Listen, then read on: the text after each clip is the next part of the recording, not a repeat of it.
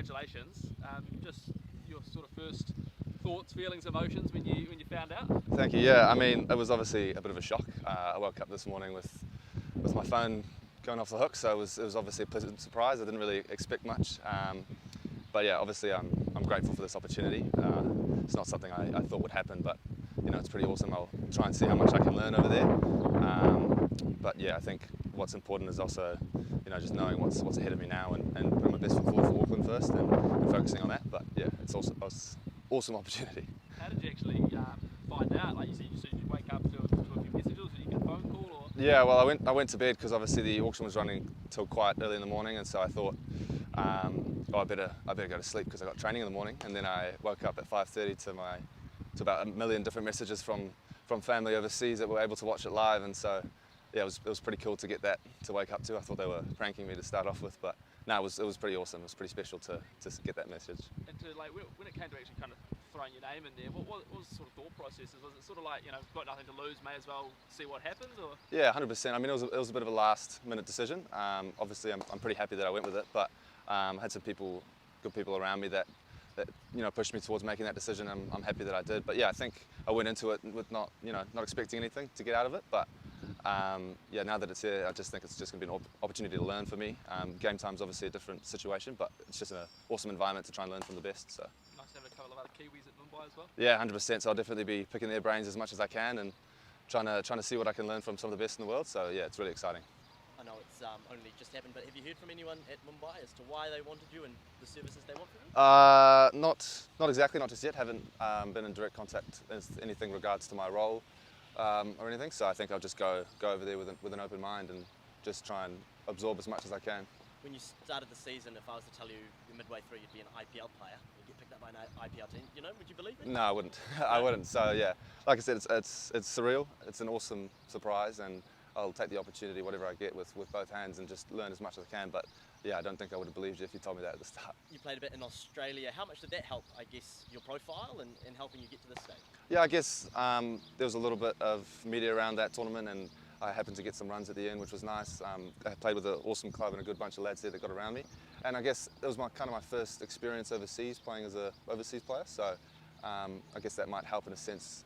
There's a bit of familiarity going over there, but yeah, obviously it's a bit of a step above, but I'll do what I can. As for your international aspirations, is the Black Caps something that you're striving for and you want to be a part of? Yes, 100%. I mean, I think the Black Caps is a dream of mine since I was a young kid, so I think that's always going to be, you know, first and foremost on the radar for me, and that's what I always aspire to get to. So yeah, that's definitely going to be the first option. I know you grew up here, but there's a long list of South African cricket players, or you know, people from South Africa, players from South Africa that have born over there but gone to represent New Zealand. Do you sound any of them out as to advice, or do you speak to them about it? No, I haven't touched base with any of them on that matter just yet. Obviously, when you play against them, we're lucky enough we played against Conway and stuff in the Wellington fixture, and you know, you have good yarns to them and you try and find out what you can when you're playing with them. But yeah, I guess, yeah, growing up here, it's nice to see them there, but yeah, you know, you always see yourself as a Kiwi, so yeah, I think that the opportunity is just to learn as much as I can.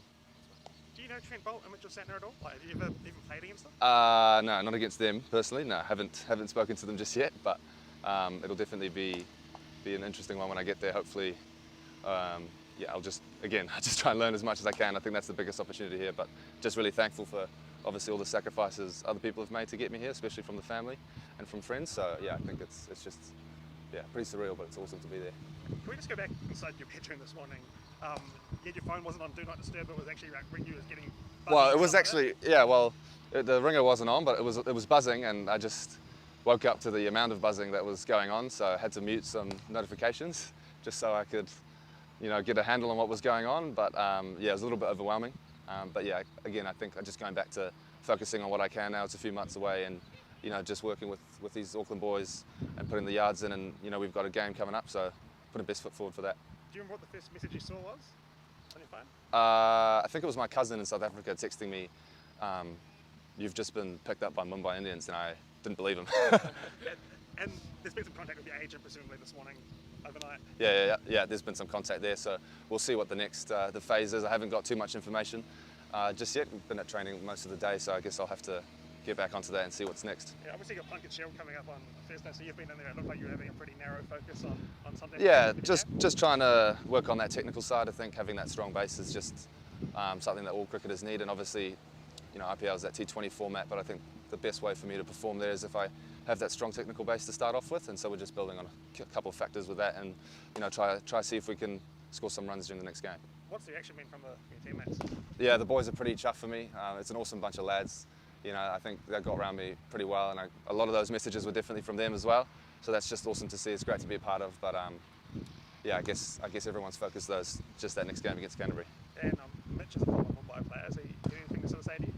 Yes, Mitch. I mean, he's definitely one that's been, you know, mentoring me well, and I respect a lot of his opinions, and he's been shaping a little bit of what's been happening with my batting as of late, and I've been doing a couple things with him. It's been awesome, and he's got, you know, an unbelievable amount of knowledge and experience, so it's really nice to be able to tap into that. You just touched on the sacrifice that your family have made. Are you able to? Oh, just a bit of everything. I mean, them moving over here when I was smaller, you know, younger, just a little bit better over here maybe sometimes, from what people would say, and then just everything that they've, you know, given the time to give up. I mean, it's not a very short game, is it?